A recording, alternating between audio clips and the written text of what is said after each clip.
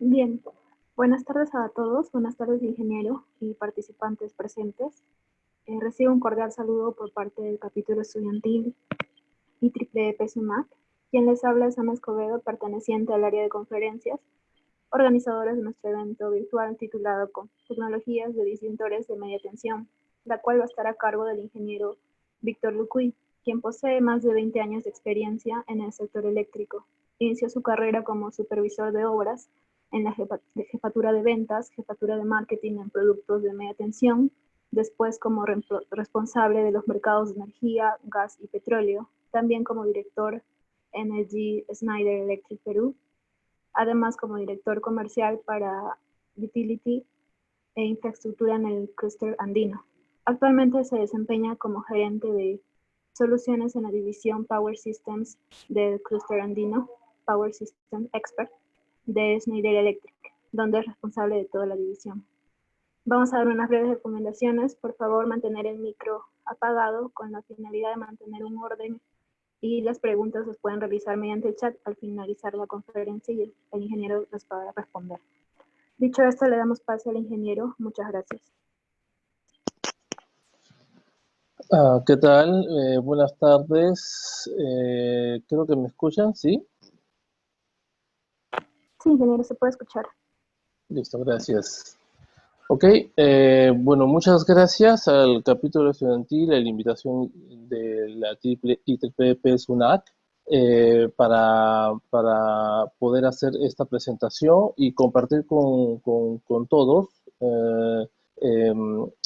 qué hay de viejo, qué hay de actual y las nuevas tecnologías en corte y aislamiento para equipos de media tensión, ¿no? Vamos a hablar tanto de interruptores como de celdas, ¿no?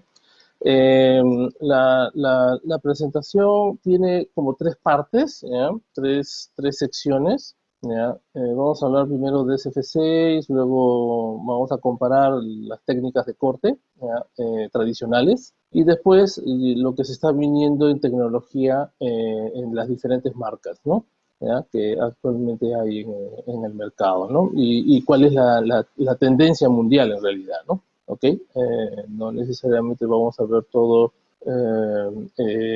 inmediatamente o disponible, sino que es lo que está viniendo como tendencia a nivel de tecnología, ¿no?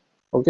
Entonces, yo les agradecería si pueden hacer las consultas a través del chat, ¿ya? Las dejan ahí, entonces al finalizar cada uno de estos bloques, podemos ayudarles a resolverlas, ¿no? ¿Ok?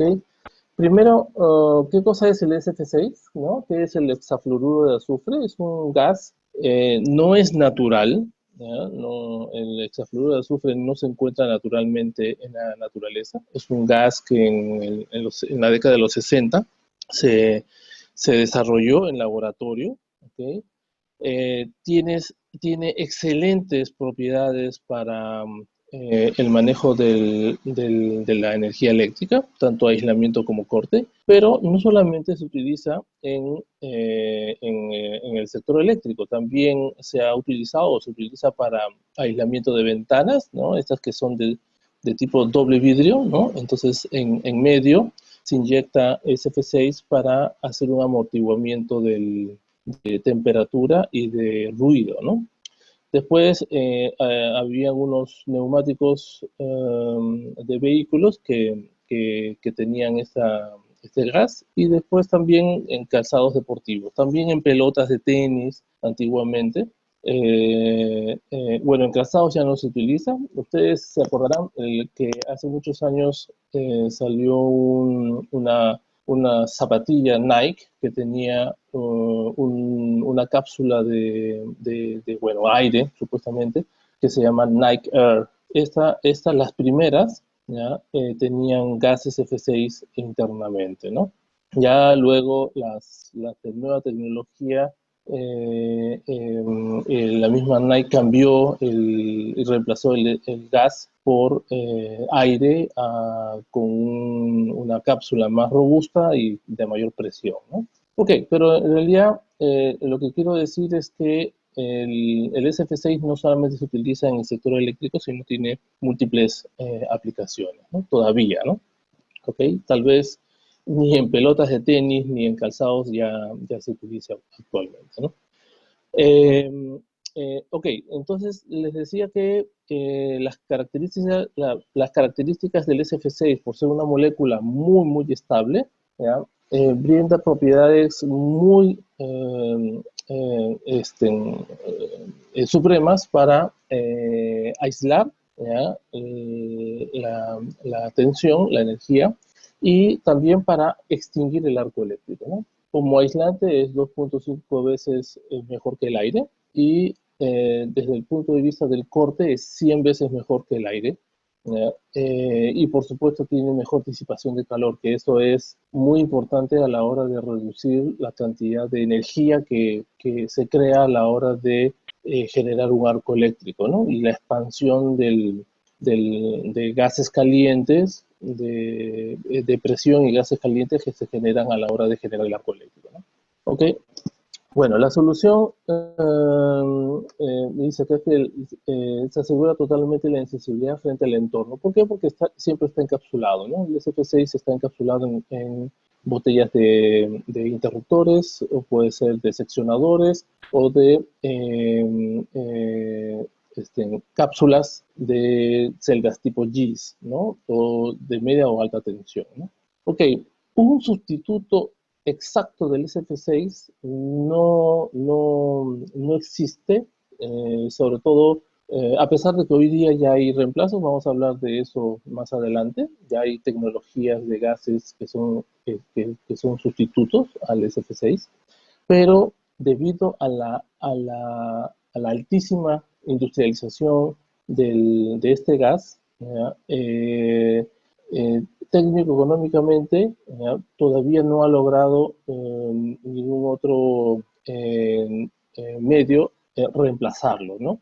Entonces, pero esto obviamente, como es una tendencia mundial, debería ser en los próximos años revertir la curva, ¿no? De optimización económica. Entonces, llegará seguramente el punto donde las nuevas tecnologías sí puedan ser más baratas, entre comillas, que la producción y el uso del SF6, ¿no? Ok.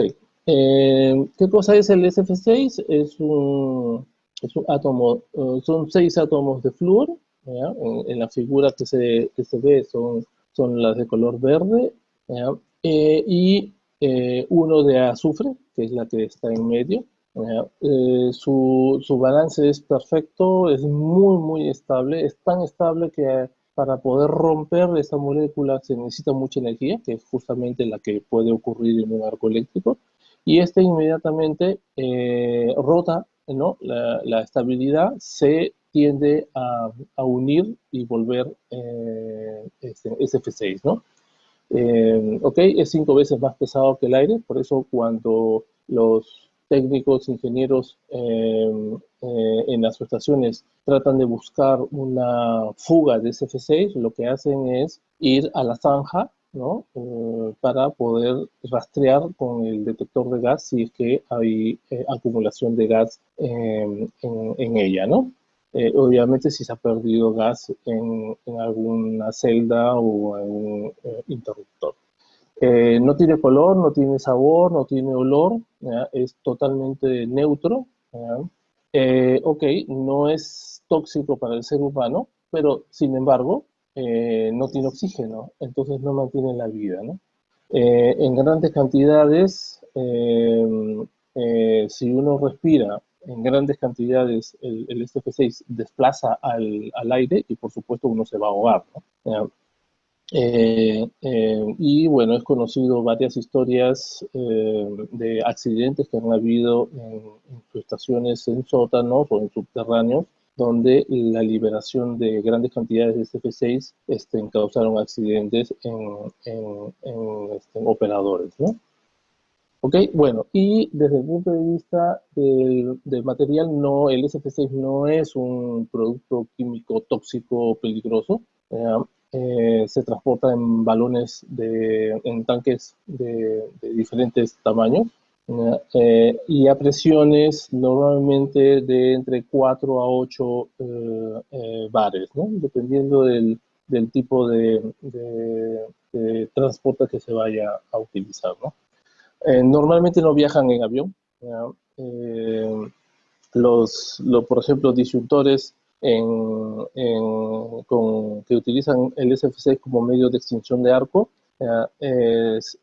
por encima de 3 bar de presión se suele reducir la presión para poder transportarlos, o se utiliza helio, digamos, y luego en campo se rellena y se llega a la presión que el fabricante diseña el interruptor, ¿no? Ok, el SF6 en comparación con otras tecnologías, por ejemplo el soplado magnético, que es tecnológicamente perfecto, o sea, no genera sobretensiones, no genera distorsiones armónicas, pero el problema es que en el soplado magnético el tamaño del equipo, el tamaño del polo sería tan grande que no podría ser posible su compacidad, ¿no? Para soluciones modernas se refiere, ¿no? La otra tecnología es el aceite también, ¿no? Un ratito vamos a hablar también de eso. Ambos en desuso, por supuesto. El SF6, por supuesto, ofrece una mayor seguridad, tanto para la operación como para la disponibilidad del equipo en la red, ¿no? Entonces, esto hace que las fallas, ¿no?, que se pueden provocar estén más bien dirigidos al equipo, ¿no?, al diseño del equipo, ¿no? ¿Por qué? Porque mantienen los contactos fríos, entre comillas, ¿no? Salvo la corriente es la que determinaría el sobrecalentamiento de las piezas, ¿no? Y bueno, conserva descargas eléctricas, fallas internas, ¿no? Porque el SF6 mantiene el aislamiento de manera perfecta, ¿no?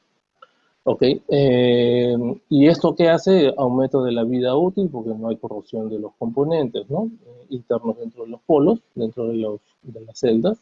Mantenimiento reducido en consecuencia y probabilidad baja de fallas, ¿no? Porque no habrían descargas internas ni sobrecalentamientos, ¿no? Ok, bueno, entonces los equipos con SF6 están totalmente encapsulados, ¿no? Tanto si son polos de interruptores como celdas de media o alta tensión, ¿ya? Están sellados a presión, normalmente controlados con presóstatos o manómetros, dependiendo de la cantidad de gas y presión que se utilizan en cada una de las tecnologías, ¿no? Ok, un arco eléctrico obviamente con este F6 es mucho más bajo, mucho más controlado, y por eso es también la compacidad que hay dentro de los equipos, ¿no? Es notorio que un interruptor de una celda que tiene interruptores o seccionadores de aceite o de aire son muchísimo más grandes, voluminosos, que uno que tiene SF6, ¿no? Ok, bueno, ¿qué más?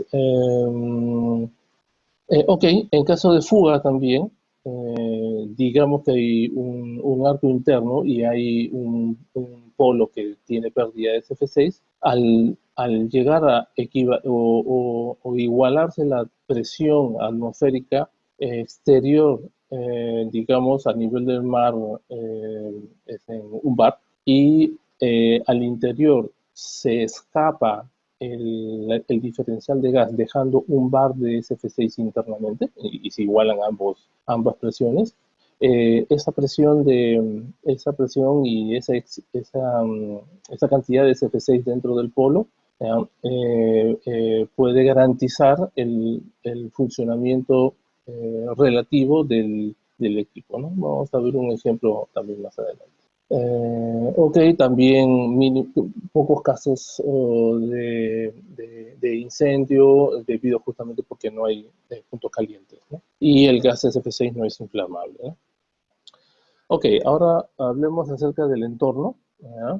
que justamente es parte del cuestionamiento. El SF6 no es tóxico, no provoca el daño a la capa de ozono, pero sin embargo, sí tiene un impacto en el calentamiento global, ¿no?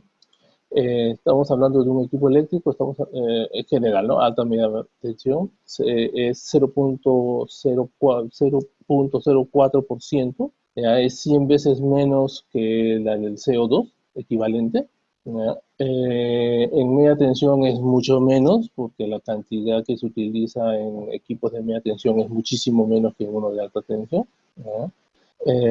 Ok, bueno, vamos a ver después cuáles son las mejoras que los fabricantes proponen. Pero como estábamos hablando, el SF6 es uno de los 6 gases de efecto invernadero que el protocolo de Kioto estableció ya hace muchos años, ¿no? Solo para nominarlo, dióxido de carbono, que es el más, están en orden de importancia, ¿no? De cantidad de afectación. El CO2 es el más importante, ¿ya? Como todos saben. Luego sigue el metano, luego sigue el óxido nitroso, los hidrofluorocarbonos, los perfluorocarbonos y luego está el SF6. Por cierto, el SF6 es 22.800 veces más potencial de efecto global, ¿no? El calentamiento global, que el CO2, por ejemplo, ¿no? ¿Ya? Esto lo vamos a ver también más adelante. Si bien el CO2 es más importante por la cantidad de CO2 que la industria, los vehículos y todo lo demás se produce, obviamente opaca todos los demás gases, ¿no? Pero sin embargo, en proporción, ¿ya? Una poca cantidad de SF6 es mucho más impactante a la misma proporción que uno de CO2, ¿no? ¿Ya? Por ejemplo, se produce 1 kilo de SF6, ¿ya? O sería el equivalente, ¿no? ¿Ya? A 24 vuelos, ¿ya? No, de 24 personas volando Nueva York-París. Ese más o menos sería el impacto de 1 kilo de SF6, ¿no? Ok, ok, entonces por eso es que hay un interés mundial, no solamente de los fabricantes de equipos eléctricos, sino de toda la comunidad, en reemplazar o sustituir el SF6, ¿no? Ok, ¿qué cosa están haciendo o qué hacen los fabricantes en estas alturas, ¿no? Ok, hay que alargar la vida útil de los equipos, ¿no? Que necesiten menos cantidad de servicios, de mantenimientos, de reducción de SF6, ¿no? Tanto en alta tensión y media tensión. En media tensión es mucho más controlado porque normalmente se prevé que el equipo sea fabricado de un solo, desde la fábrica, llenado de gas desde la fábrica. Entonces, no se trata de evitar de que se maneje gas SF6 en campo y también que no se tenga que rellenar o sacar gas y volver a rellenar durante la vida útil del equipo, ¿no? Estamos hablando de 30, 40 años, ¿no? Que debería ser la vida útil de un equipo. ¿Ok? Eh, este, ¿Qué más? Bueno, ok, hay que compactar el equipo. Al compactar el equipo se utiliza menos gas. Entonces hay mucha tecnología metida en optimizar la tecnología de corte y aislamiento para utilizar menos gas. ¿Okay? Y también en el transporte y en cada vez que se hace una recarga, por ejemplo, ¿no? Digamos que cápsulas de SF6 en media tensión se pueden meter dentro de un tanque mucho más grande y dentro se termina del llenado de gas. O sea, todo el tanque con los polos metidos adentro o los tanques de seccionadores se llenan de SF6 y internamente se sellan, ¿ya? y luego el resto se recupera, ¿no? Extrayendo el SF6, se abre el tanque, ¿no? Este compartimiento y se sacan todos los polos y los tanques. Así no hay pérdida de SF6 al ser, entre comillas, rellenado, ¿no? En otras maniobras, por ejemplo, en estaciones de alta tensión, es necesario poner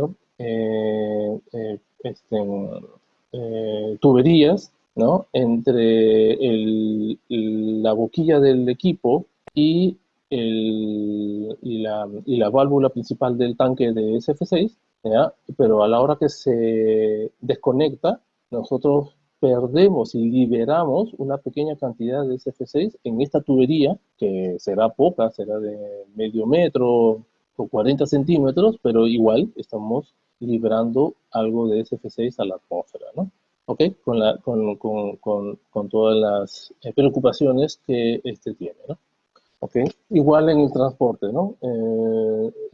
Si los equipos son de requieren grandes volúmenes de SF6, entonces no se transportan con el SF6 a presión operativa, digamos, sino que se rellenan en gas, se hacen las pruebas en fábrica, luego se reduce, se quita todo el gas, se llenan de helio, ¿no? O cualquier otro gas inerte, se transportan hasta obra y en obra se retira el helio y se llena de SF6 a la presión de operativa, ¿no? De trabajo. ¿Okay?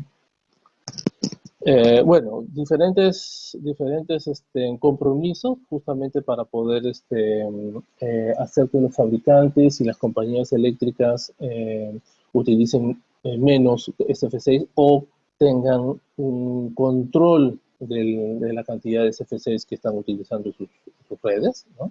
Ok.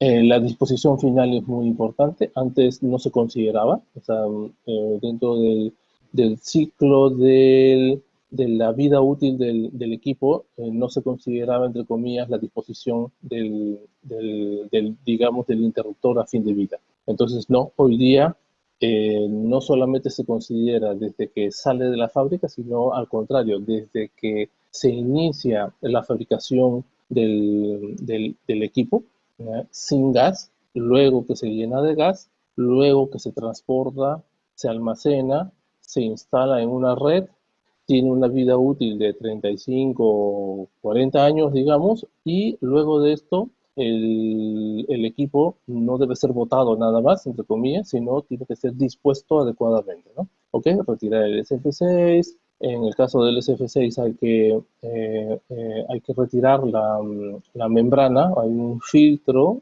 ¿no? Que hace la captura de los componentes de descomposición del gas. Vamos a hablarlo ahorita en la segunda parte, ¿ya? Y esto hay que disponerlo también adecuadamente, ¿no? Hay que botarlo, entre comillas, adecuadamente, ¿no? Y el SF6 recuperado para poder volver a usarse, ¿no? El SF6 es un gas que no se degrada, ¿no? La vida útil del SF6 está alrededor de 2.800 años. Entonces, no es en los tanques, cuando uno recibe o recupera SF6, lo que hay que hacer es quitarle el aire, entre comillas, o la humedad que haya podido entrar dentro del tanque que se está haciendo el trasvase, ¿no? Nada más. Pero quitado eso, filtrado eso, el gas sigue siendo el mismo para poder ser usado y llenado en otro equipo a continuación, ¿no? Ok, listo. También existen normas, ¿ya? La ISE tiene diferentes normas para poder controlar, sugerir el correcto uso del SF6 y también la manipulación del SF6. Ok, uno de ellos es la 6694, ok, pero hay otras más en realidad, ¿no? Entonces, ok, es lo que está provocando toda esta tendencia, ¿no? Hay un giro tecnológico muy importante en el mundo en los últimos 5 o 6 años, ¿no? Entonces, la Comunidad Europea, por ejemplo, ya está considerando el retiro de los gases fluorados, ya, obviamente incluyendo el SF6, hacia el 2025. ¿Okay? En realidad es una meta muy ambiciosa. 2025 no está muy lejos, está realmente bien cerca. ¿Ya? Ahora lo que vamos a ver es que justamente en la parte de la media tensión ya hay opciones. En la alta tensión, hablando de interruptores, también ya hay opciones. ¿Ya? Todavía habría que ir experimentando y viendo qué cosa hay en 220 kilovoltios, 500 kilovoltios, 800 kilovoltios, ¿no? Donde el SF6 todavía tiene el dominio, ¿no? Ok, estos son parte de los compromisos de los COP, ¿no? No solamente del SF6, por cierto, ¿no? En realidad de todos los gases, ¿no? Principalmente de CO2. China viene planificando la reducción del uso del SF6. Esto es dentro de los países y las políticas de países. Esto es un hito muy importante.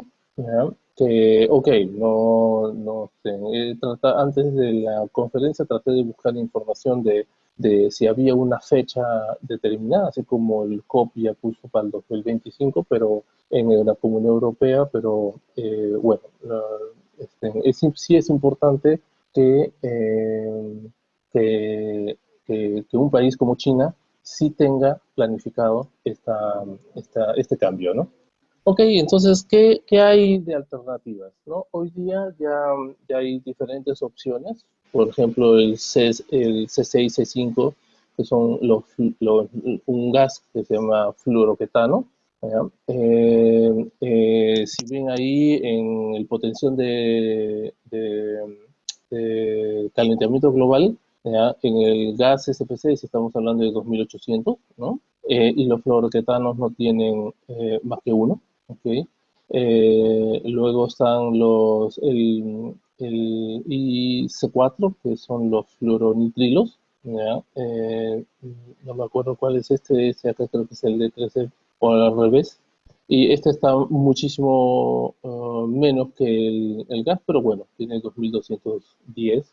Y hay otros gases, ¿no? En realidad son, como ustedes pueden ver, son varios gases en el mercado que están utilizándose y se están ensayando como nuevas alternativas de reemplazo del SF6, ¿no? Okay. Listo. Eh, aquí empezaba la parte, la segunda parte. Yo no sé si es que hay alguna pregunta hasta aquí.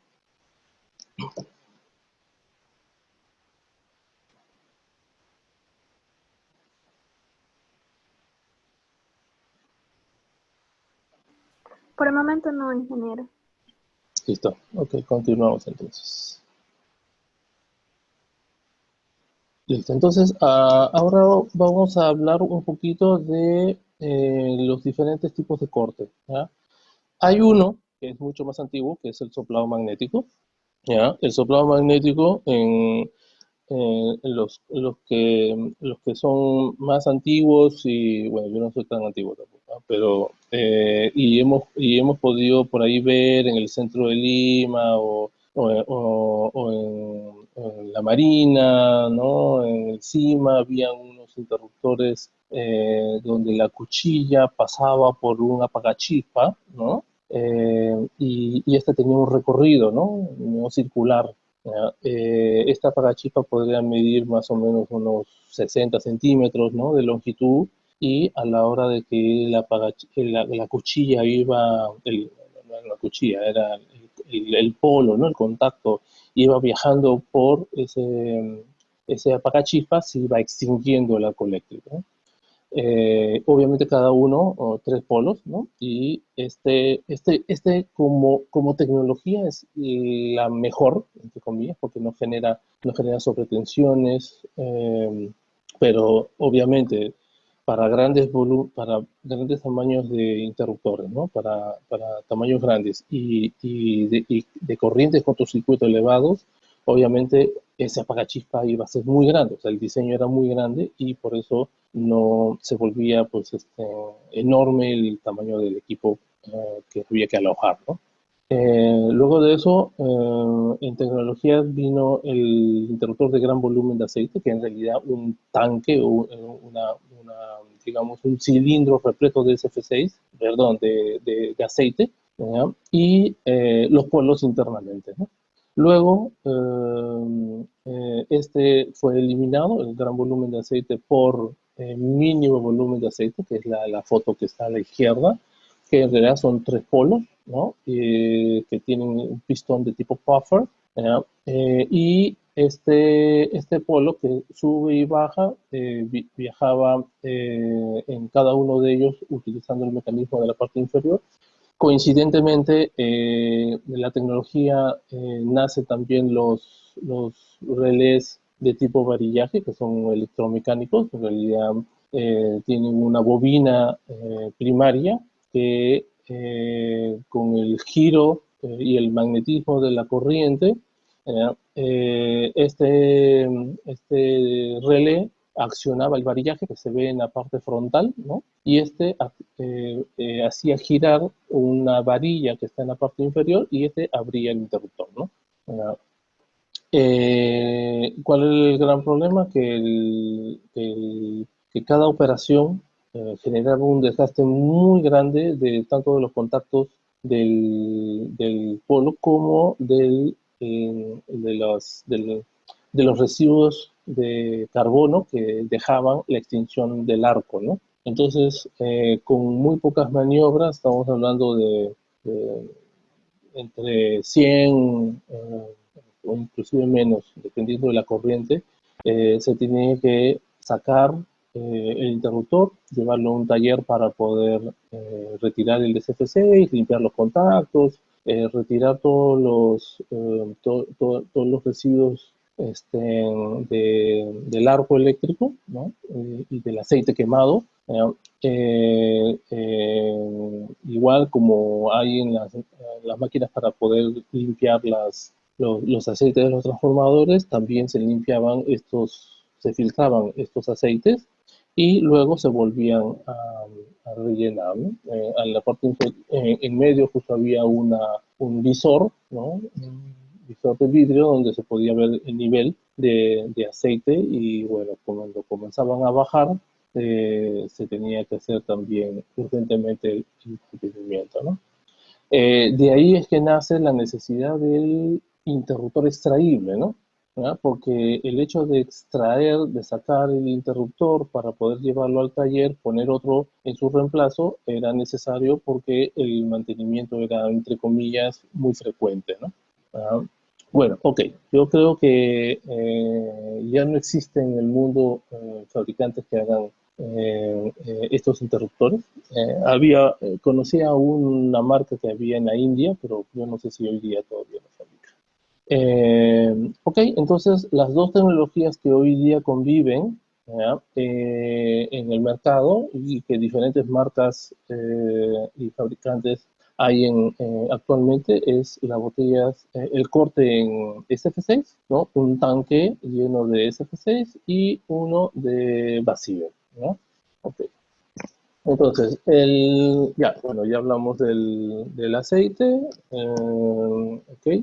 El SF6, bueno, por ahora es el único que se puede utilizar hasta 800 kilovoltios, eh, eh, pero esto, como ya comenté antes, está por verse, ¿no? ¿Okay? Debería, de alguna manera, ir desplazándose por las nuevas tecnologías. Ok, el vacío hoy día tiene una limitación, ok, es corte, no hace seccionamiento, sino corte, y está limitado a 48 kilovoltios. no hay botellas de 170 kilovoltios, por ejemplo, ¿no? Lo que pueden hacer, hay fabricantes que ponen botellas en serie o en paralelo para poder, eh, este, para poder utilizar más tensión o más corriente, ¿no? En un solo polo, ¿no? Obviamente hay una complejidad de simultaneidad de operación y el mecanismo que cuida eso tiene que ser pues muy preciso, ¿no? ¿Okay?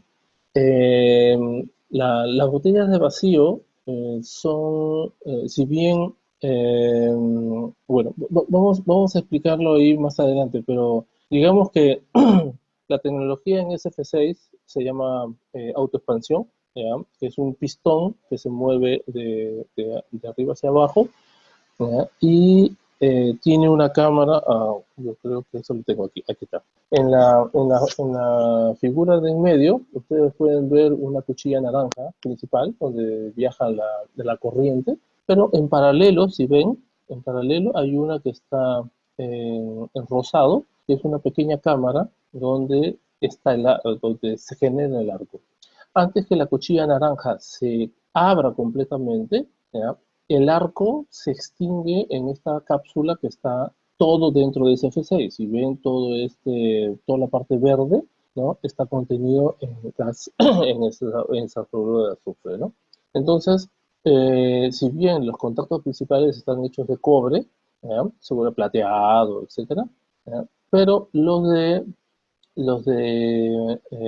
arco, que están dentro de la cámara, de la pequeña cámara que está de color rosado, ¿ya? Tienen tungsteno, ¿no? Entonces, ¿por qué? Porque es un material mucho más robusto, mucho más duro para resistir los arcos eléctricos, pero sin embargo, si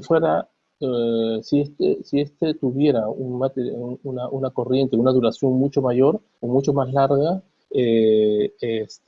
no aguantaría, ¿no? O sea, está diseñado específicamente para solamente extinguir el arco eléctrico. Y luego la cuchilla se abre completamente, o al revés cuando se cierra, ¿no? De la misma manera. En cambio, como pueden ver en la botella de vacío al lado derecho, el contacto fijo que está en la parte de abajo, ¿ya? Se mueve con respecto al contacto móvil solamente 12 milímetros. Entonces, la botella de vacío tiene la parte gris, ¿ya? Ok, ahí no hay nada, es aire. Bueno, digamos que no es aire, porque para llegar al vacío que hay dentro hay que llevar esta botella a un horno, se calienta el horno y a muy alta temperatura se hace una succión del aire que hay dentro, ¿no? Se hace esta succión y se sella la cámara. El vacío que hay dentro de esa cámara es 10 a la menos 8. Es lo más vacío que hay en el planeta. Es más vacío que el espacio, ¿no? Pero con este vacío se logra hacer un aislamiento de los 12 milímetros que hay entre contacto y contacto, ¿no? Ok, obviamente, para lograr estas grandes temperaturas, el cuerpo, ¿ya? Tiene que ser de vidrio o porcelana, ¿no? ¿Ok? Entonces, eso le da una característica, entre comillas, frágil a la botella. Si por A o B dentro del mantenimiento se nos cae una botella, una herramienta, ¿no? Un alicate, una llave pesada, ¿no? Y golpea la botella, ¿ya? Esta se va a fracturar, se podría rajar, ¿no? Y solo con el hecho de rajarse puede entrar aire dentro de la botella, ¿no? Entonces esto genera un gran problema en los interruptores de vacío, ¿no? Ahorita lo vamos a ver cuál es. En cambio, en las cámaras, el tanque que se utiliza para las cámaras de SF6 son resina epóxica, entonces esto es mucho más robusto para efectos de golpe, transporte, etcétera, ¿no? Ok, bueno, esto es justamente lo que vamos a analizar, que es justamente el pro y el contra de cada uno de ellos, ¿no? Ok, ambas son modernas, ¿ya? el vacío nace más o menos también en los 50, ¿ya? Justo también porque los fabricantes que desarrollaron los televisores, ¿ya? Telefunken en Europa, en Alemania, ¿no? Y Westinghouse en Estados Unidos, justamente fueron los mismos fabricantes que comenzaron a desarrollar luego las botellas de vacío, porque las máquinas que se hacían para poder hacer el vacío de las pantallas, ¿no? De los tubos de las pantallas de los televisores, era la misma máquina que se utilizaban para la fabricación de las botellas, ¿no? Eh, ok. Y por eso es que más o menos estas dos tecnologías tienen unos años nada más entre ellas, ¿no? Y compiten realmente hasta la actualidad justamente en paralelo, ¿no?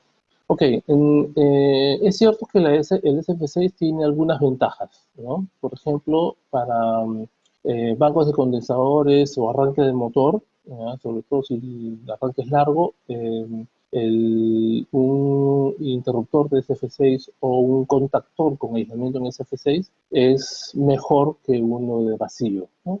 Porque el interruptor de SF6 no genera sobretensiones. Ok, bueno, vamos a ver qué implica eso también, ¿no? Ahora, para algunos, para algunas aplicaciones críticas de red, por ejemplo en generación, o en celdas o interruptores que manejan grandes volúmenes de energía, ¿ya? Con el SF6 es posible ponerle un presóstato y este presóstato alertar si eventualmente hay una pérdida de SF6, ¿no? ¿Okay? En cambio en el vacío no. Si en el vacío se pierde el vacío, de efecto de o una mala fabricación o una rotura, una perforación, un quiebre de la botella debido a algún golpe, ¿no? Esto generaría inmediatamente un arco eléctrico. Ahora vamos a ver en una lámina siguiente por qué ocurre eso, ¿no? Ok, este, bueno, estamos viendo que ambas tecnologías tienen sus pros y sus contras, ¿no? ¿Ok? Entonces, ¿qué hay que lograr, no? Que los fabricantes tengan mucha experiencia, ¿no? Manejando cualquiera de las dos tecnologías. Eso quiere decir que deben ser fabricantes reconocidos, con muchas unidades fabricadas, ¿ya?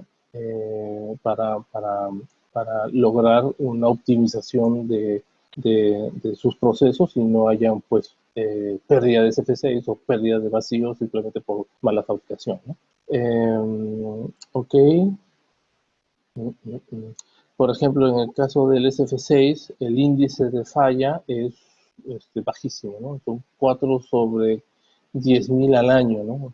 Esto le da una media de 2.800 años entre falla y falla, ¿no? Ok. Listo. Bueno, ambos polos, ¿no? Entonces, en el mismo sentido, ambas botellas deben ser estancos de por vida, ¿ya? Teniendo una expectativa de vida de unos 30 años, 35 años, ¿no? 40, sacándole el jugo, ¿ya? No necesitan mantenimiento. La resistencia eléctrica normalmente es superior a los requerimientos de la red, ¿no? ¿Ya? En uno de SF6 son 10.000 maniobras, en una botella de vacío estamos hablando de 30.000 maniobras, ¿ya? Y normalmente, ¿ya? Lo que se desgasta antes no es el interior del polo, sino las piezas mecánicas, porque tanto en un interruptor de SF6 o uno de vacío, ¿ya? Hay piezas mecánicas, hay bielas, hay transmisiones, ¿no? Y esto se gasta igual. Y por norma son 10.000 maniobras como mínimo, ¿no? ¿Ok? Listo. Bueno, lo que habíamos hablado, que en SF6 es posible saber la presión interna, ¿ya? con presóstatos, no manómetros, sino presóstatos con un umbral o dos umbrales, ¿no? Normalmente, ¿por qué dos umbrales? Porque normalmente con uno se puede alertar, ¿ya? Hay pérdida de SF6, y con el otro umbral se podría indicar un accionamiento, por ejemplo, un bloqueo, ¿ya? Que el interruptor se bloquee y no vaya a operar, entonces permitiendo que la cadena de protecciones se vaya al interruptor que está aguas arriba, ¿no?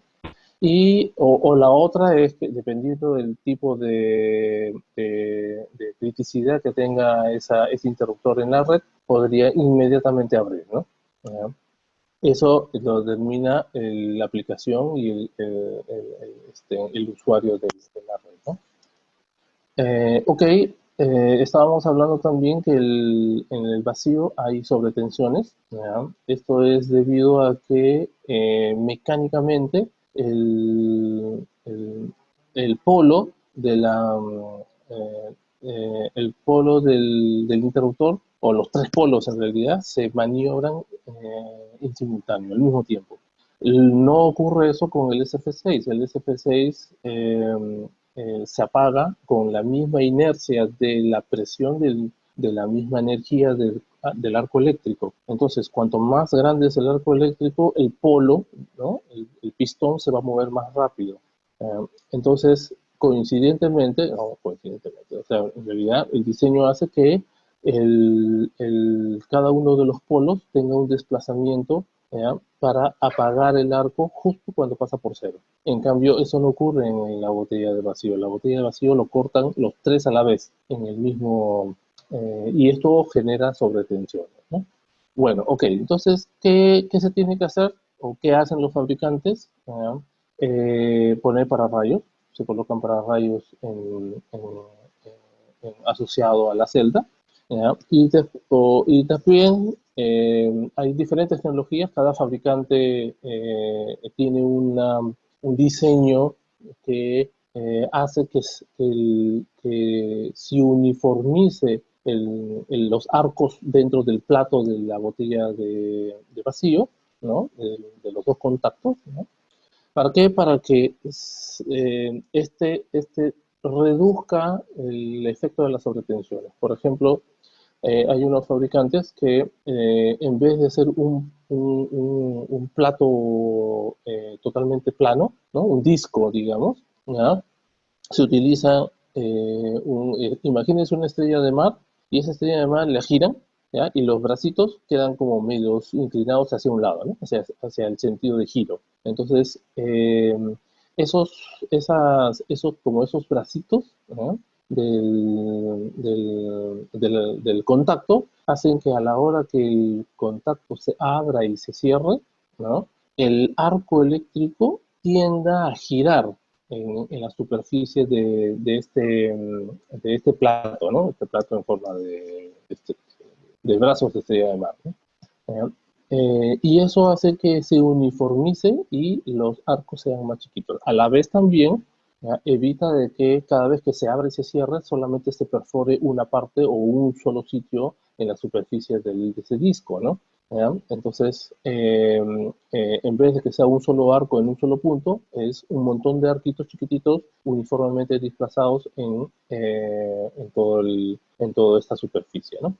Otro fabricante hace una generación de un campo magnético, ¿ya? A través de la misma corriente. Entonces, en realidad se abraza la botella de vacío con parte del mismo cobre, ¿no? Que el circuito hace que gire, ¿no? Y abrace de tal manera que genere un campo magnético que el arco haga que se gire a la hora que aparece en el desplazamiento de la apertura y cierre, ¿no?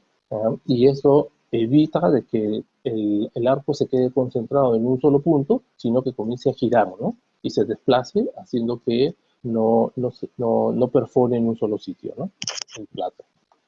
Ok, por ejemplo, este es un polo de SF6 donde se ve pues, que la extinción de arco se ve desplazado, ¿no? ¿No?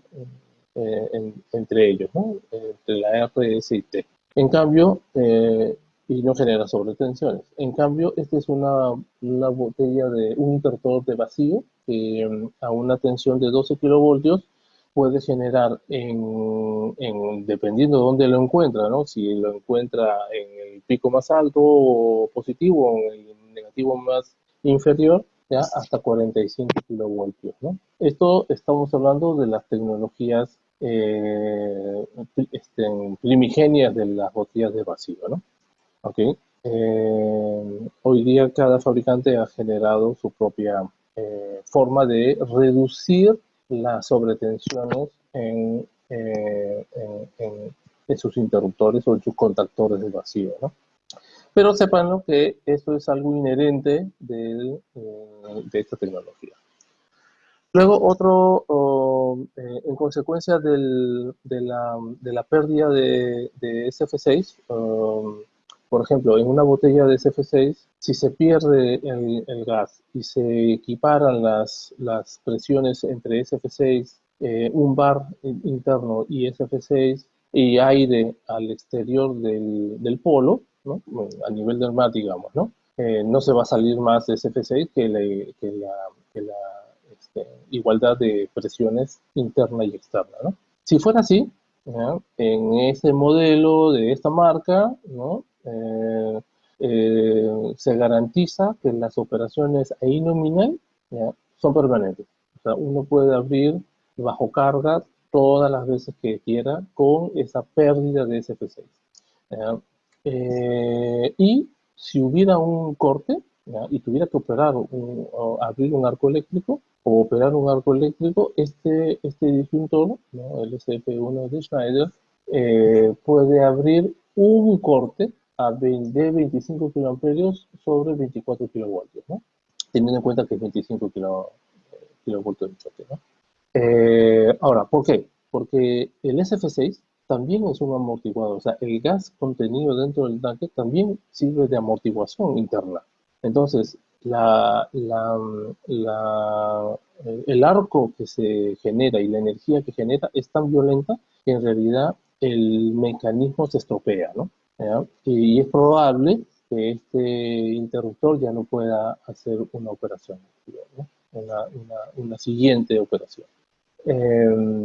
Esto no ocurre con el vacío, digamos que por la distancia entre contacto y contacto de 10, 12 milímetros, si le entra aire a la botella de vacío y pierde vacío, lo que va a ocurrir es que con esos 10, 12 milímetros, obviamente en media tensión existe aislamiento, ¿no? Entonces, un señor Paschen hizo esta ley, se llama la ley de Paschen, que justamente ve el comportamiento de qué ocurre en una botella de vacío a la hora de que le entra aire, ¿no? Cuando estamos hablando de las 10 a la menos 8, ¿no? Con el lado izquierdo del cuadro, y pueden ver que más o menos estamos hablando de 40 kilovoltios de aislamiento, ¿no? Pero al ingresar el aire, ¿ya? Baja, bueno, sube un poquito, ¿no? Pero luego inmediatamente se va y llega hasta 200, casi 200 voltios de aislamiento. Obviamente no existe aislamiento. Esto típicamente, y los ingenieros, de los técnicos que de sus estaciones saben que cuando una botella de vacío está tensionada y pierde SF6, hay una explosión, ¿no? ¿Ok? Entonces, ¿por qué? Porque justamente ¿ya? Se pierde la capacidad de aislamiento a la hora de que ingresa el aire dentro de la cámara, ¿no? No ocurre eso con el SF6 porque el SF6 es positivo, no siempre va a ser hacia arriba, ¿no? Hacia tensiones positivas, ¿no? Ok, por eso es que, ¿qué cosas hacen los fabricantes de botellas de vacío?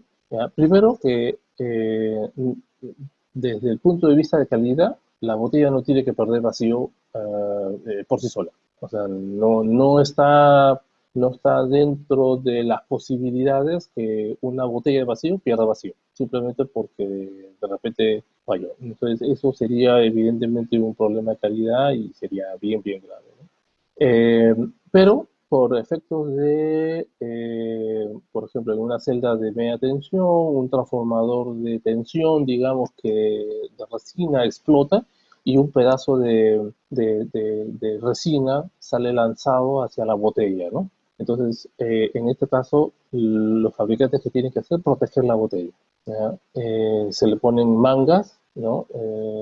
Mangas termorretráctiles, bueno, no necesariamente termorretráctiles, pero sí mangas de silicona, de aislamiento, para poder protegerlo mecánicamente. Se le ponen pantallas, ¿no? Entre polo y polo para poder reducir las proyecciones, ¿no? Los ángulos de proyección, ¿ya? De daño, o los polos están metidos dentro de un tubo con una protección mecánica, como por ejemplo puede ser un polímero, resina epóxica, etcétera, ¿no? O están dentro de un tanque, como en las celdas GIS, ¿no? El interruptor literalmente está metido dentro de un tanque de metálico, ¿no? ¿Ok? Entonces eso hace que la botella, o entre comillas, la fragilidad de la botella, ¿ya? Sea protegida, ¿no?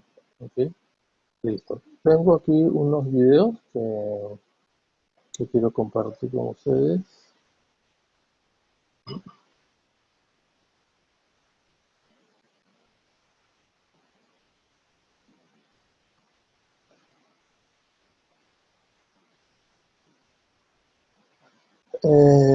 Aquí está, bueno, no sé si escuchan el audio, me dicen por favor.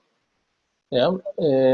Bueno, después puedo compartir todos estos links, están en YouTube. ¿Ya? Eh, Aquí el señor Steve está haciendo una demostración de los gases. No, en realidad no sé si están escuchando. ¿Me pueden decir si escuchan el audio? No, ingeniero, no se puede escuchar. Chispas. Mm, Bueno, este, eh, bueno, les cuento.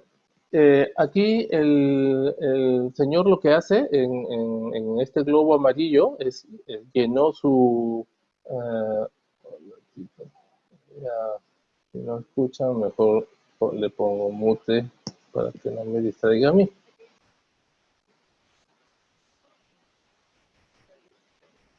Ok, entonces lo que hizo fue llenar ese F6 en el globo amarillo y luego aspiró lo que había en el globo, ¿no?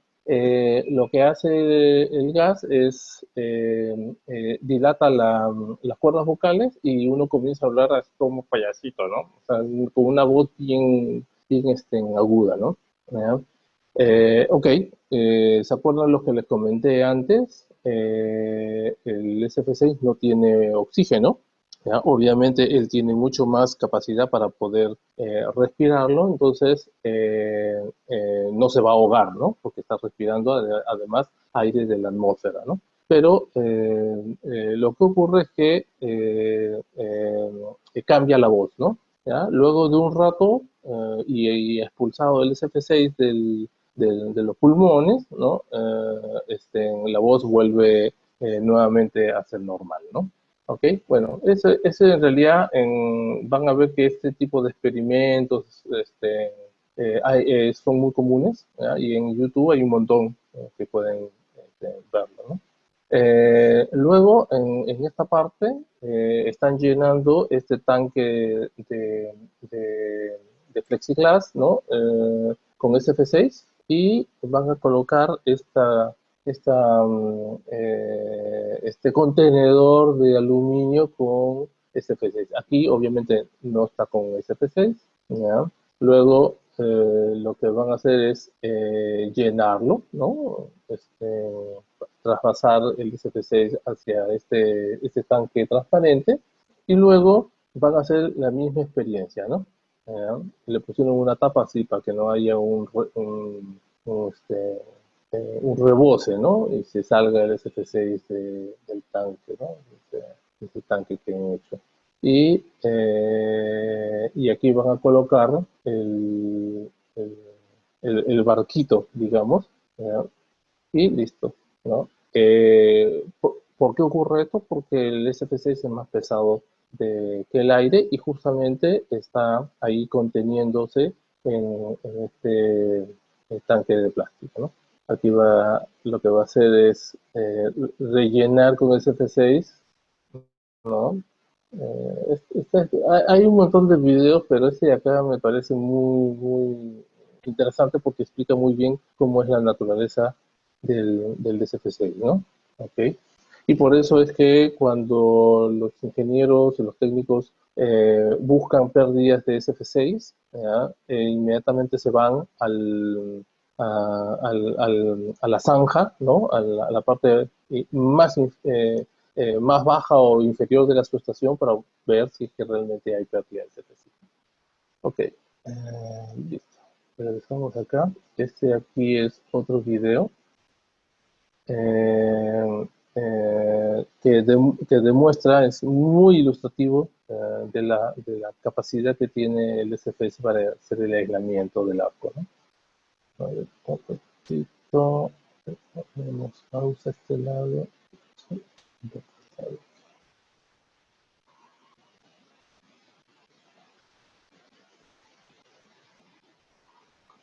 Ok, aquí ven esta cápsula, ¿no? De vidrio que tiene los dos electrodos y ahí se ve el arco eléctrico.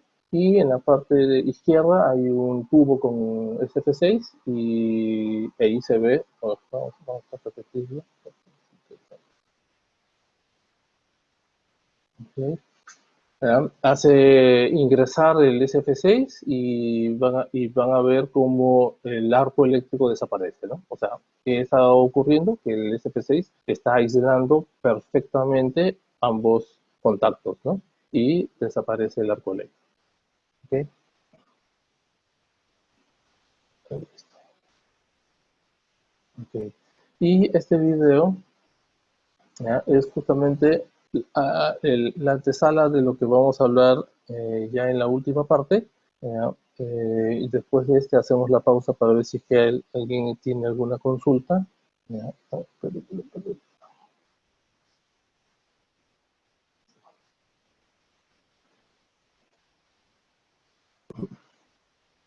pero,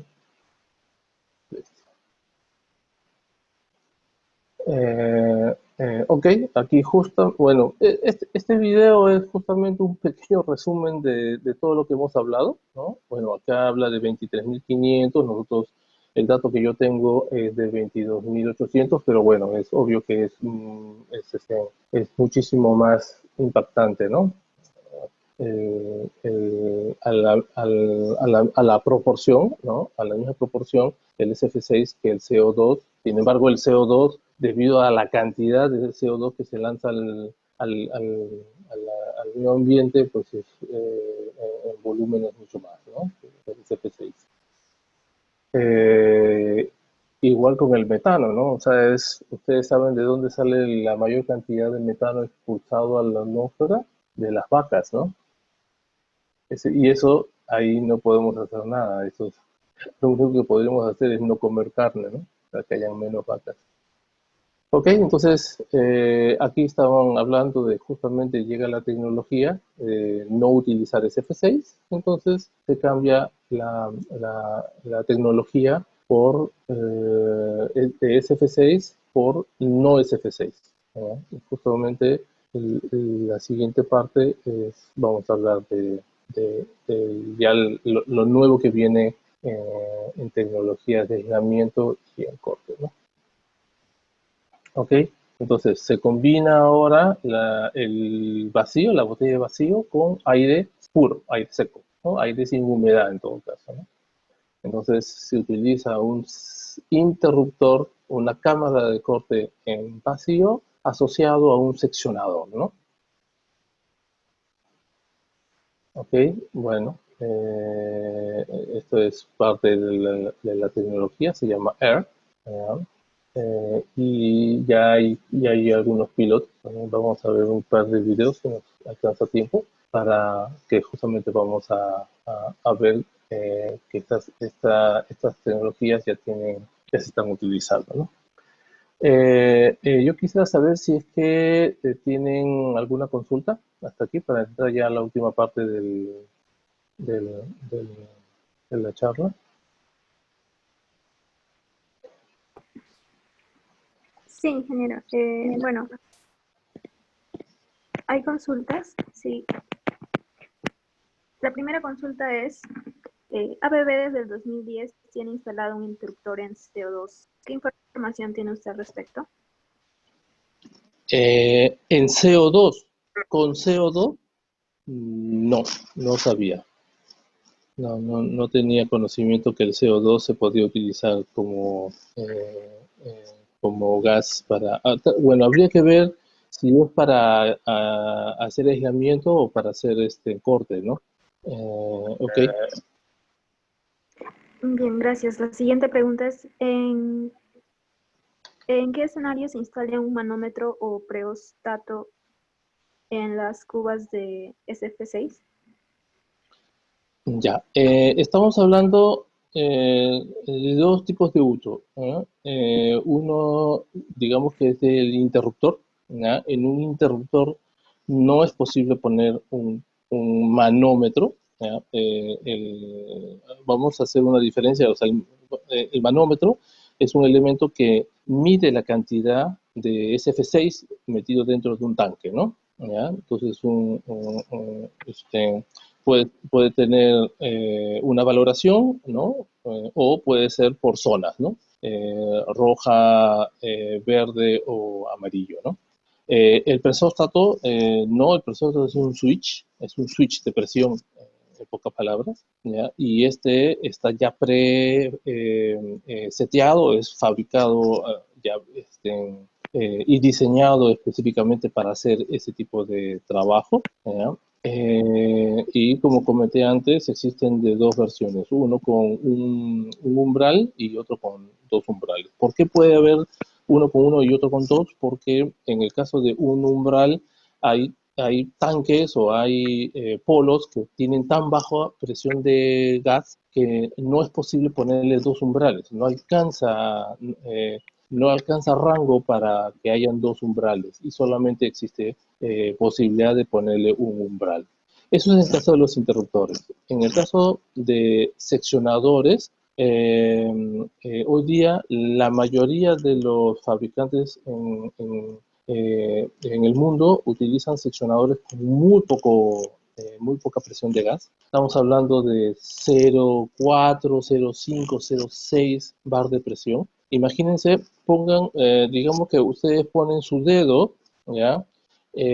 Contra la pared y, y, eh, y se recuesta, o sea, apoyan el cuerpo sobre su dedo, ¿ya? Esa presión que hay sobre la pared, sobre su dedo, ¿ya? Es más o menos 0,4, 0,5 bar de presión. Es realmente nada, es muy bajo, ¿ya? Hay algunos fabricantes que utilizan o ponen como opción poner presóstatos, ¿no? Un umbral normalmente, y algunos manómetros. Y el manómetro valorado con perdón, verde o rojo, ¿no? Si está dentro del rango o está fuera del rango de SF6, ¿no? Ok. Y después están los de mucho mayor en cantidad de SF6, que ya son las celdas encapsuladas. Ahí el gas no hace la función de corte, ¿no? En el seccionador y en el interruptor el gas sí hace una función de extinción de arco eléctrico, pero en el caso de una celda GIS, en la celda GIS, la función de corte lo hace la botella de vacío o la botella de SF6 que está dentro del tanque, y más bien el SF6 sirve para hacer el aislamiento de todos los componentes eléctricos que hay dentro, ¿no? Entonces, esto hace que que se reduzca el tamaño de la celda, ¿no? ¿Ok?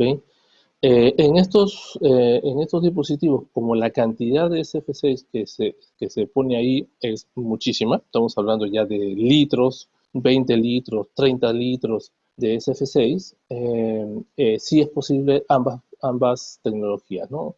Tanto presóstato como manómetro, ¿no? Y inclusive algunos fabricantes tienen unos dispositivos como unos pequeños supervisores, ¿ya? Que no solamente tienen el elemento, que es el pesóstato o el manómetro, ¿no? Sino que estos están conectados a estas tarjetas electrónicas y estas hacen la supervisión permanente en 24 horas, ¿no? Permanentemente del SF6. ¿Esto por qué? Porque como el tratamiento es aislamiento, ¿ya? Si se pierde el SF6, obviamente cada fabricante y cada modelo de estos fabricantes tiene una característica distinta, pero podrían no necesitar una intervención inmediata, ¿no? ¿Qué quiere decir? Que si hay una pérdida de SF6 y el dispositivo hace una alarma, esto alerta al equipo de mantenimiento y el equipo de mantenimiento lo que hace es, no es necesario intervenirlo inmediatamente porque las condiciones de aislamiento estándar son garantizados, ¿ya? El equipo no pierde sus características dieléctricas y de operación. Entonces, el jefe de mantenimiento puede programar una intervención para revisarlo, rellenarlo, lo que sea, ¿ya? Con anticipación, ¿no? Al siguiente fin de semana o durante una noche, el fin de semana con poco impacto de corte de energía, etcétera, ¿no? Y estos dispositivos sirven justamente para poder hacer esa predictibilidad, ¿no? Adelante. Bien, la siguiente pregunta es, el mecanismo de disyuntor 3AH5, ¿qué tiempo es recomendable hacer un mantenimiento preventivo? Eh, si estamos hablando de un interruptor, bueno, en realidad de cualquier equipo, cada fabricante, ¿ya? Tiene un manual de instalación y operación y también de mantenimiento, ¿ya? Entonces, yo les recomiendo que vayan y soliciten al fabricante bueno, la mayoría esta literatura están en las páginas web, ¿ya? Y ahí les va a decir cuál es el requerimiento de mantenimiento que tiene cada uno de los equipos. No solamente estamos hablando de los aparatos, como interruptores, disyuntores, ¿no? Seccionadores, sino también de las mismas celdas, ¿no? Tanto mantenimiento como limpieza, ¿no? Sobre todo para celdas con exposición de componentes de tipo ICE, por ejemplo, pero también en el caso de que se necesite aceitar algo del mecanismo o verificar el rellenado de CFC si fuera necesario. Pero hoy día ya en los equipos que actualmente, en mi atención hablando, ¿no? Que actualmente se fabrican en todos los fabricantes que yo he visto, inclusive en reclosas, en interruptores automáticos de recierre, no necesitan rellenar ese F6 en la expectativa de vida que tienen.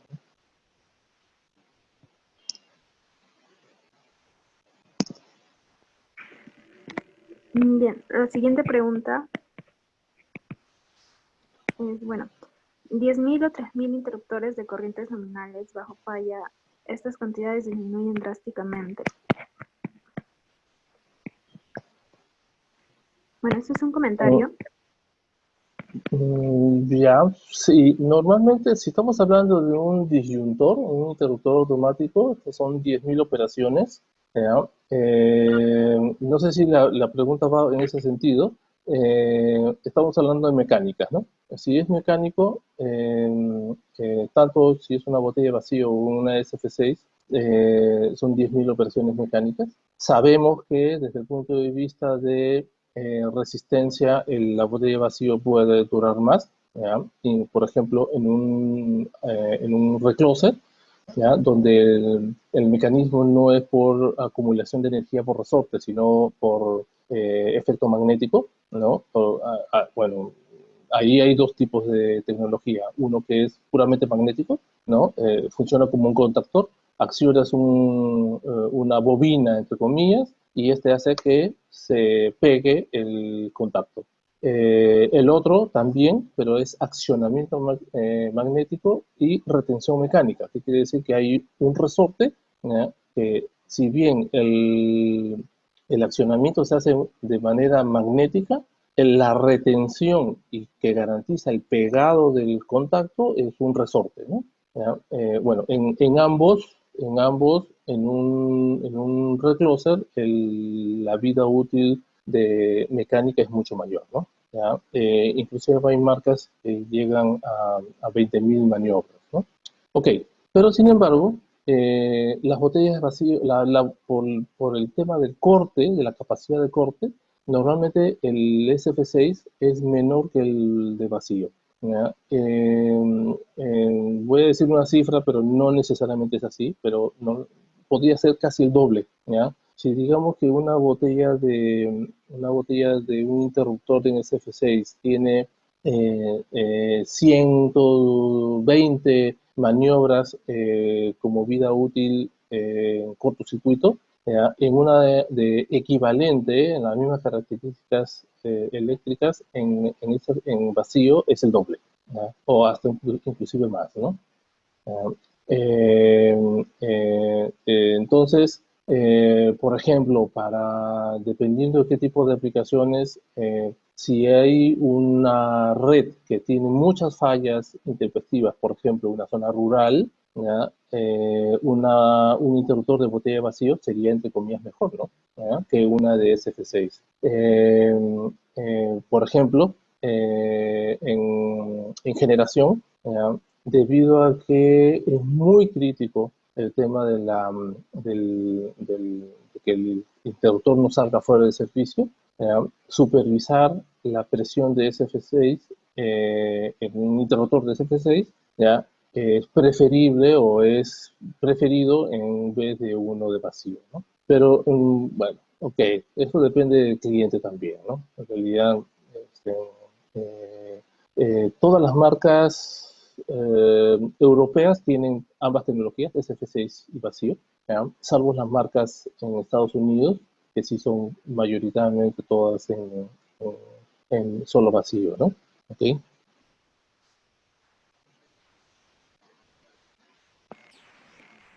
Bien, ingeniero, muchas gracias. ¿Puede continuar con la segunda parte? Listo. Ok, entonces continuamos.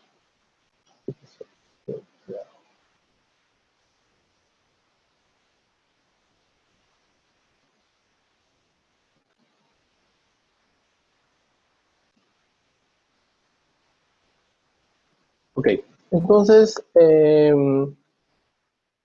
ok, ya hemos visto que hay diferentes marcas y en el mercado hay marcas que están yendo hacia el reemplazo del gas SF6 por otro gas, ¿no? Y hemos visto que hay como 8 opciones en el mercado que ya existe esa tendencia, ¿no? Eh, Sabemos que en 800 kilovoltios, 500 kilovoltios no existe todavía, pero en 170, por ejemplo, sí hay. Tanto ABB como Siemens, por ejemplo, utilizan ya interruptores de sus marcas con este tipo de opciones, ¿no? Y ya los están comercializando. Entonces, hoy día ya es el dejar de usar el SF6 o el no SF6 ya es una realidad, ¿no? Entonces, otra de las opciones, ¿no? También sería no utilizar en ningún gas, ¿ya? Ok, bueno, esto es fresco en realidad. Yo luego para las siguientes opciones voy a traducir esto en español, pero bueno, solo para comentarles cuál es el cambio tecnológico, ¿no? Lo que se viene ya muy pronto, estamos hablando de pocos años, ¿ya? El tanque del seccionador en SF6 es reemplazado por uno de botella de vacío, ¿ya? Asociado con un seccionador, ¿no? La botella de vacío es utilizada para el corte, ¿ya? Él hace el corte bajo carga o el corte de arco, ¿ya? Y para garantizar el seccionamiento, porque acuérdense que también el seccionador debe garantizar el aislamiento entre los contactos, se utiliza una cuchilla física que hace el aislamiento la separación física de los contactos, ¿no? ¿Ok? Listo, este es lo nuevo en tecnología. El producto se llama AirSet, ¿ya? En el lado derecho pueden ver bueno, las dos que se ven aquí, ahorita vamos a ver otra más, y ya se están utilizando con otras, algunas subestaciones. En el caso de hay tres, y hay unos videos que también voy a compartir. ¿Ya? Y en este caso están las tres principales, ¿no? Que es la celda de tipo modular, ¿ya? Que se ve a la izquierda. La del medio es la Ring Main Unit, ¿no? Que es la celda para redes principalmente, ¿ya? Muy utilizada en empresas de energía eléctrica. Y para sus estaciones de potencia, las celdas de bueno, que antes se llamaban GIS, ahora serían no gas, primarias, ¿no? ¿Ok? Eh, ok, está en el caso de Schneider, ¿ya? Esto ya se está, a pesar de que ya está ahorita en pilotos, hay tres sitios donde se están probando con éxito, y el próximo año es que ya hay un lanzamiento global, ¿no? De esta tecnología. Ok, solamente para resumir rápidamente, no utiliza SF6, ¿ya? Utiliza una tecnología de botella de vacío con aislamiento en serie, ¿no? Hay tanto el seccionador como el seccionador fusible como el interruptor, y el interruptor obviamente ya no es de SF6, sino también de vacío, ¿ya? El no uso de SF6 obviamente es un tema más amigable con el medio ambiente, no hay manejo de SF6 por supuesto en ningún momento, ¿ya? Y no hay la preocupación del fin de vida del SF6, ¿no? ¿Ya? Y aquí todos los componentes están totalmente controlados, ¿ya? Y se puede hacer disposición simple del equipo al final de vida útil, ¿no? Ok, listo, y bueno, esto para todas las regulaciones que vaya a haber, obviamente van a seguir todos sus protocolos, sus certificaciones, etcétera, ¿no? Ok.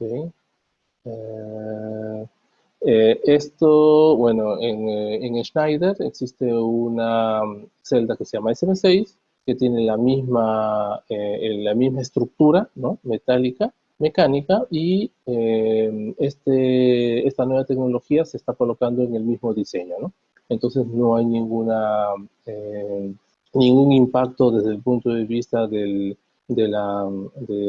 ampliar una subestación que ya existía con el SM6 estándar o disponible actualmente, con la tecnología que va a venir, ¿no? Simplemente se acoplan y va a crecer a continuación, ¿no? ¿Ok? Y todos los demás, las consideraciones que utilizan en el diseño de esta celda se utilizan de igual manera, ¿no? ¿Ya? Ok. Aquí también tengo unos videos. Ya estamos ya justo terminando. No sé si me las vaya a pasar todas, pero en realidad aquí quiero contarles que el tema de la alternativa del SF6 no es nuevo, ¿ya? Es realmente antiguo, ¿ya? Por ejemplo, este es una marca, les voy a pasar solamente para mostrarles, luego compartimos todos los links para que ustedes puedan verlas. Por ejemplo, en este caso, este es Eaton, ¿ya? Ellos desde hace 60 años no utilizan SF6, ¿ya? Utilizan eh, este, otras tecnologías, ahí estamos hablando de tecnología seca, ¿no? Ok. Ok, pero aquí hacen una evolución, ¿no? De todas sus tecnologías, ¿ya?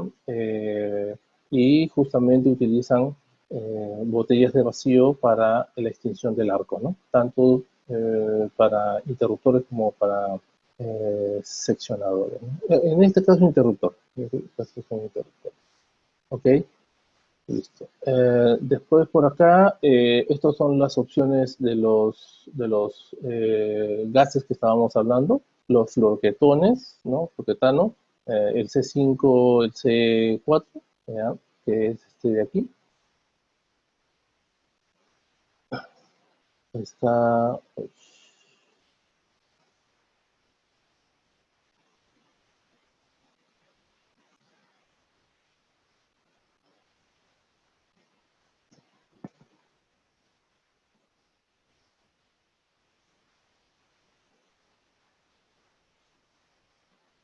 ay, me salté al otro.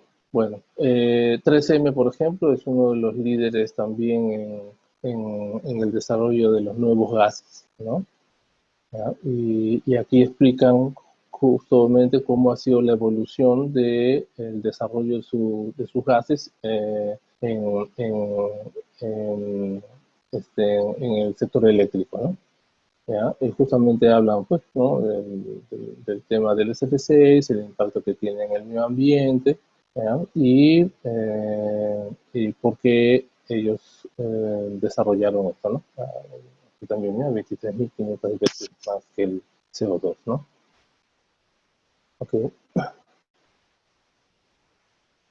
bueno, ok. Este es justamente de su presentación.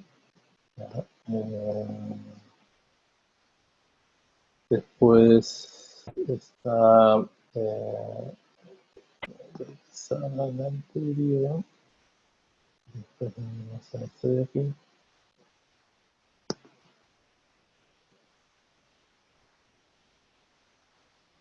Ok. Entonces acá está el Novec. Luego está el G3 también, es otro de los gases que están eh, en desarrollo. ¿No?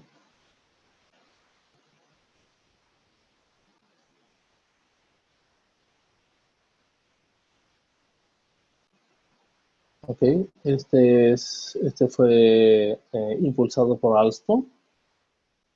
Ok, es el mismo argumento, ¿no? La reducción del uso del SFC en materiales eléctricos, ¿no? Justamente uno de los 6 gases de efecto invernadero, ¿ok? Y el desarrollo, ¿no? de este gas utilizado por esta marca, ¿no?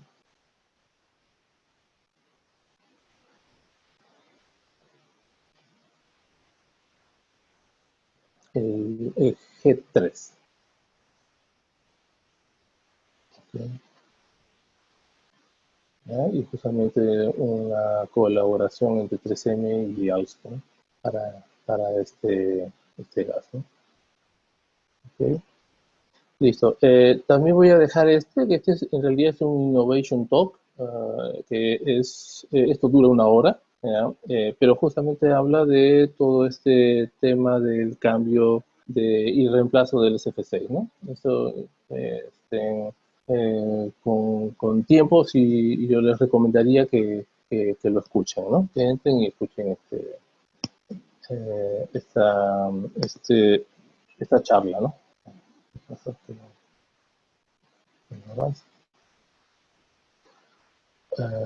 Ok, luego,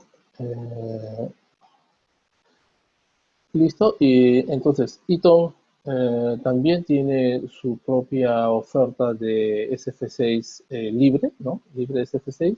Y Siemens también tiene ahora los interruptores, ¿no? Le llaman Blue, ¿no? La línea de interruptores sin SF6, ¿ya? Y en este caso el interruptor 3AB1 utiliza uno de los gases que ya habíamos conversado, ¿no? Ok. Y ya para finalizar, y yo creo que ya estamos sobre la hora, solamente les voy a pasar, hay de las tres experiencias, ¿no? que tiene Schneider con este tipo de nueva celda, ¿ya? Uno que está en G, uno en los Alpes y otro en Ion, en Suecia. Vamos a poner este acá y el último para recortar. Luego, como les digo, podemos compartir los links para que ustedes los bajen y los puedan ver directamente en sus casas, ¿no? Okay. Este de aquí es una aplicación esto es en Nueva Caledonia, si no me equivoco, ¿ya? Donde Engie es el distribuidor de energía, exactamente en Nueva Caledonia, ¿ya? Entonces, es una utility pequeña, ¿no? Digamos que 66.000 clientes, ¿no? Debe ser una isla. ¿Ya? Y uno de los primeros pilotos donde se ve esta tecnología justamente fue ahí, ¿no? Esta utility. Obviamente muy asociado al requerimiento de medioambiental de la isla, seguramente. ¿Ya? Ahí están estas tres celdas que fueron una de las primeras que se hicieron, que se instalaron. ¿Ya? Están en una subestación tipo kiosco. ¿Ya? Bueno, tiene todo el sistema de RTU, es una subestación típica de distribución eléctrica para la red, para atender la red de una zona urbana, ¿no? Una zona urbana ahí en esa utility. ¿Ya? Y bueno, está asociado pues obviamente todos los sistemas de supervisión de escala, ¿no? Supervisión de temperatura, seguramente tienen el control total de toda la subestación, no solamente de la media tensión, sino también del transformador, la baja tensión, etcétera, ¿no? Y todo eso de esas señales se llevan a la, al centro de control, ¿no? Para que lo tengan eh, este, supervisado, ¿no? Luego, este de aquí es en Suecia, también.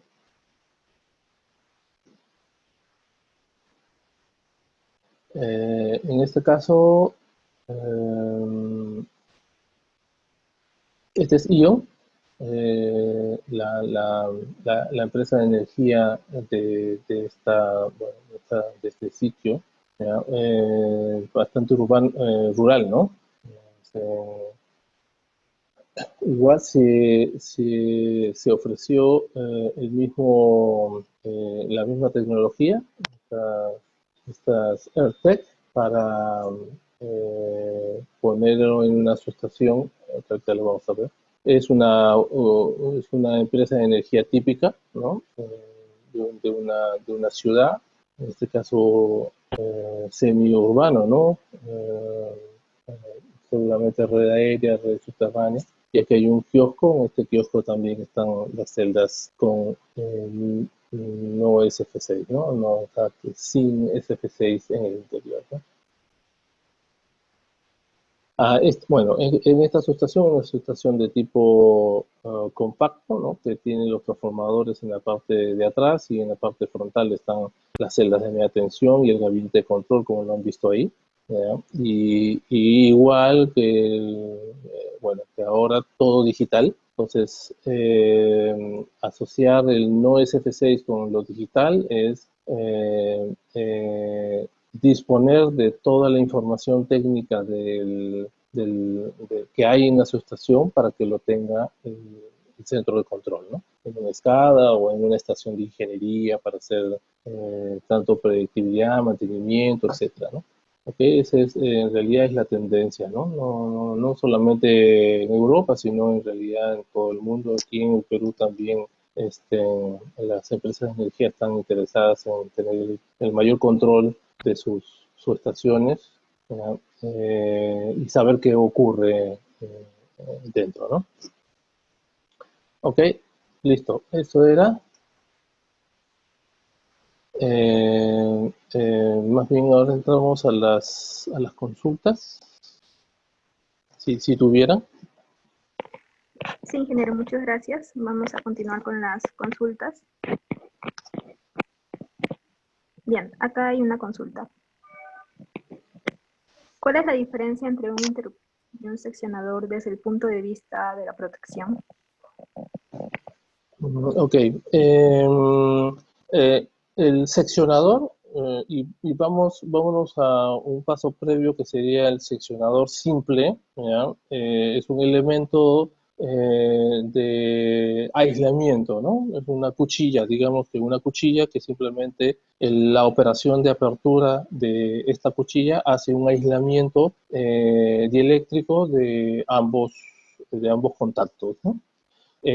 Ok, puede ser manual, ¿no? Su operación copértica, por ejemplo. ¿Ya? O podría ser motorizado también, una subestación de potencia, seccionadores de 1000 amperios, 2000 amperios pueden ser accionados eh,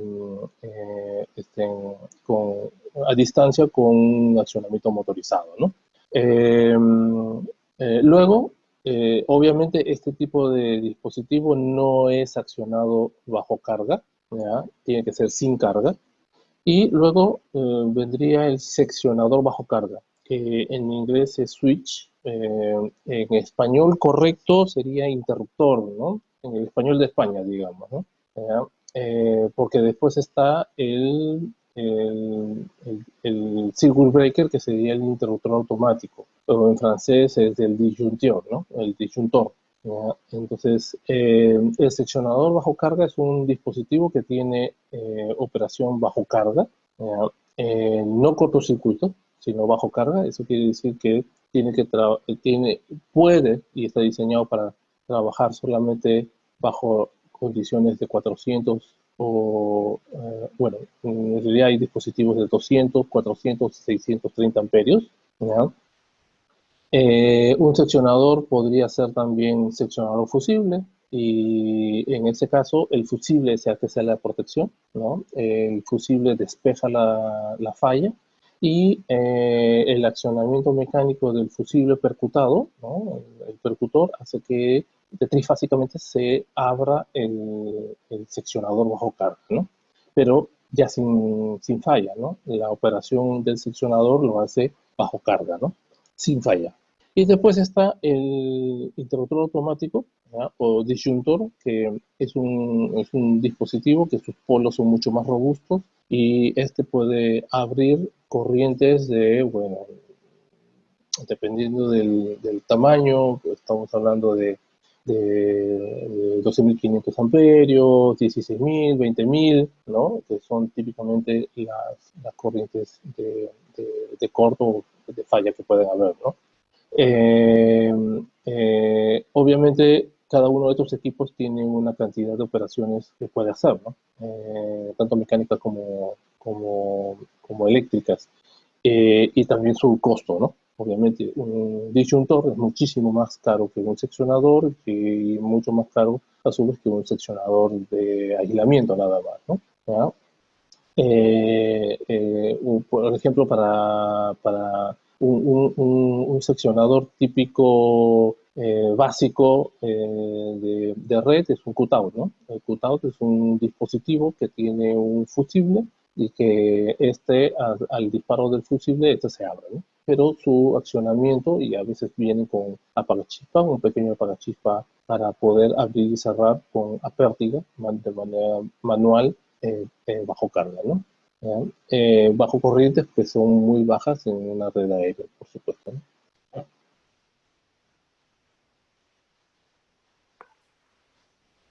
Bien, la siguiente consulta es, en el peor de los casos donde el nivel óptimo de SF6 del disyuntor disminuya, ¿este podrá ser corregido cuando se trabaja a plena carga? ¿O cuál es el procedimiento en esta situación?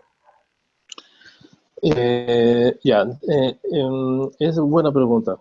Tendríamos que determinar eh,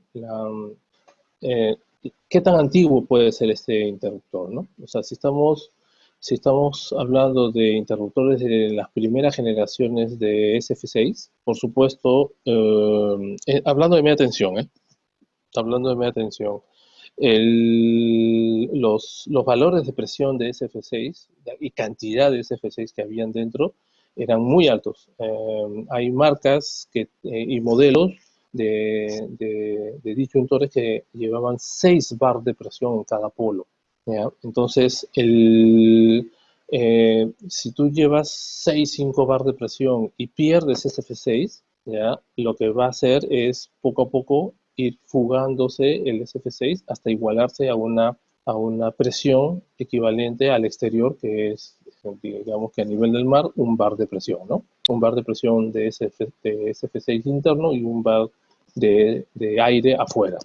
Si digamos, tú estás,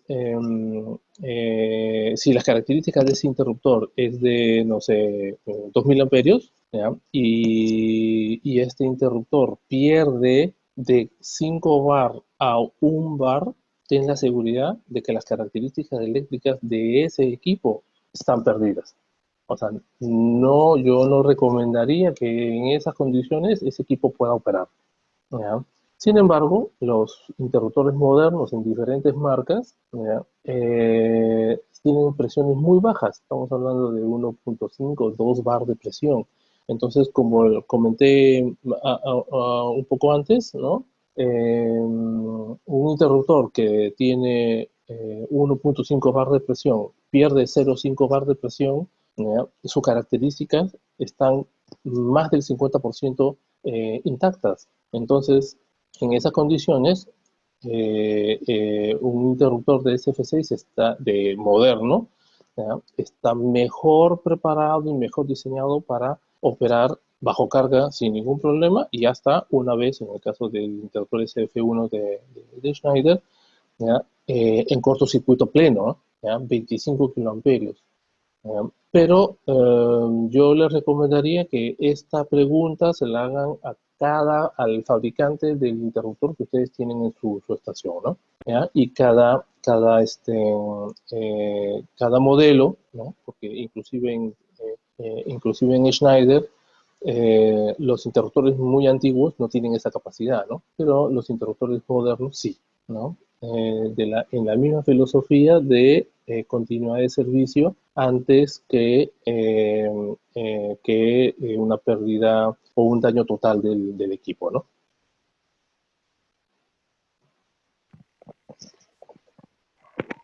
Bien, ingeniero, muchas gracias. La siguiente pregunta es, ¿las celdas importadas por la pandemia están escasos? ¿Es posible fabricarlas en Perú?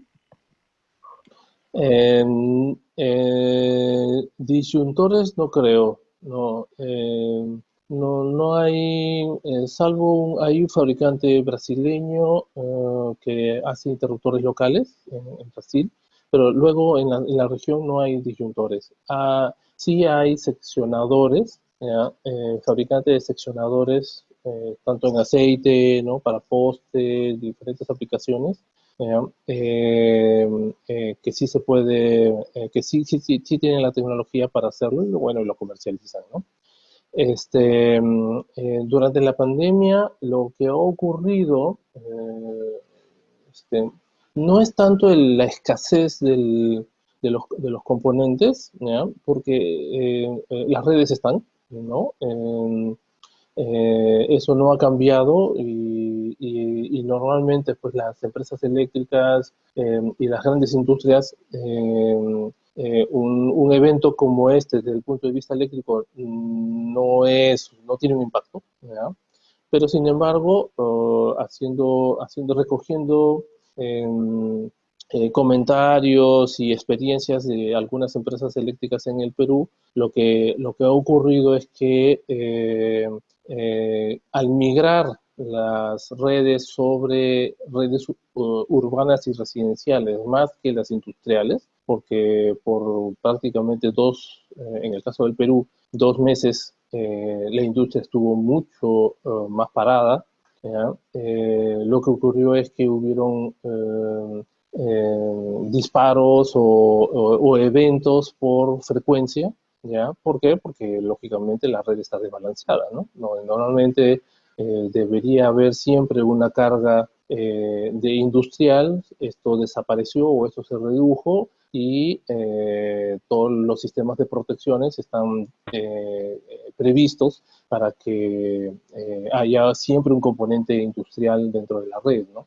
En otras empresas de energía lo que ha ocurrido es que bajó tanto esto que los taps de los transformadores de potencia se fueron al tope, ¿no? Entonces ya no podían regular más y hay algunos casos en donde las sobretensiones se han pegado en algunos clientes finales, ¿no? Y después, bueno, lo que todo el mundo ya sabe que los ciberataques, ¿no? Han habido malwares y diferentes virus que han tratado de meterse, y algunos han tenido éxito y han habido ahí algunos problemas de complicaciones en el manejo de las redes, ¿no? Pero bueno, eso es parte de la experiencia. Al final, todos o la mayoría hemos tenido energía durante esta pandemia, durante esta cuarentena, y, este, y en realidad las redes han soportado y se han comportado de buena manera para el servicio de todos los usuarios, ¿no?